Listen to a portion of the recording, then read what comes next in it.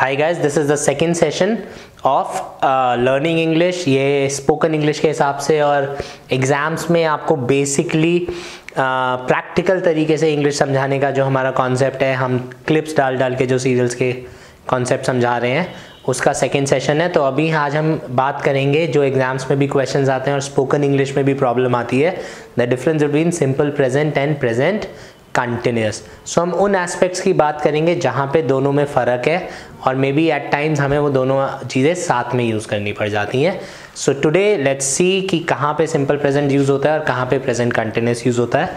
So the first difference that we'll talk about is simple present and present continuous is that this is used for things that are permanent, that happen always, universal truths, whereas present continuous is used with temporary actions.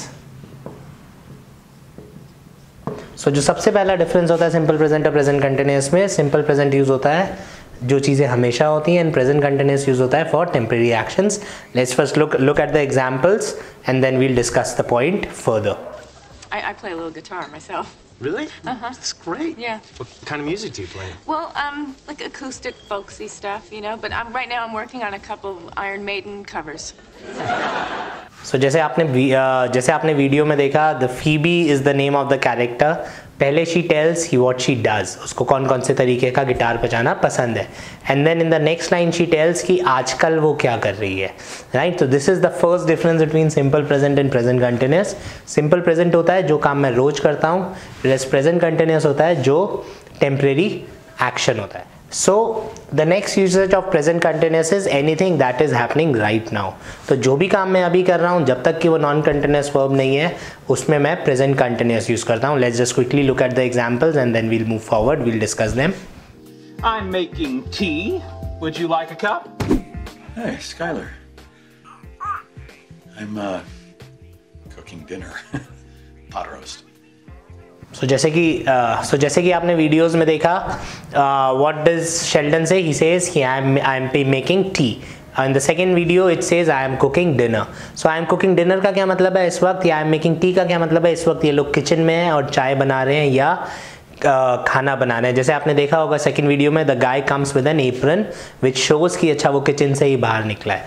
तो anything that happens right now वो आता है present continuous में।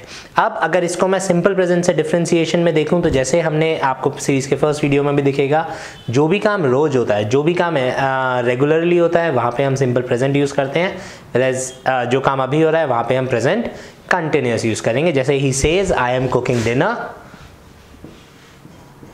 तो जैसे ही मैंने I am cooking बोला, आप इस वक्त बना रहे हो, आप रोज़ बनाते हो या आपने बावर्ची रखा हुआ है या आपके घर में कोई और बनाता है, बट आई एम कुकिंग का क्या मतलब है इस वक्त बना रहे हो। अगर आप बोलते हो आई कुक डिनर, तो इसका क्या मतलब है आप ही बनाते हो हमेशा।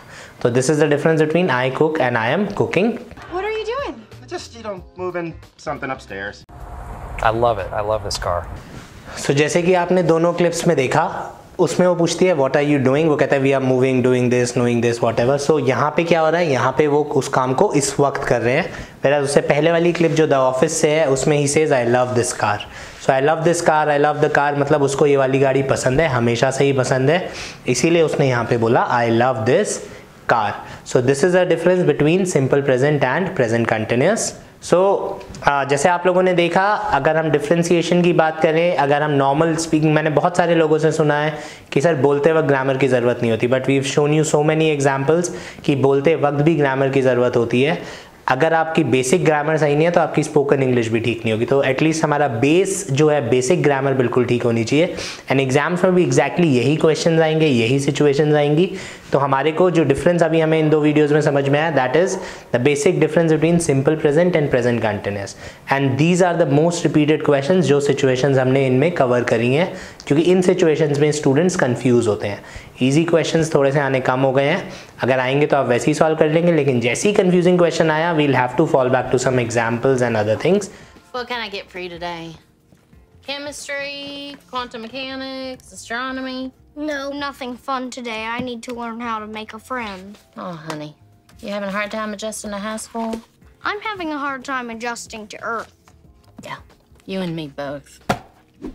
This woman's living my life. What? She's living my life and she's doing it better than me.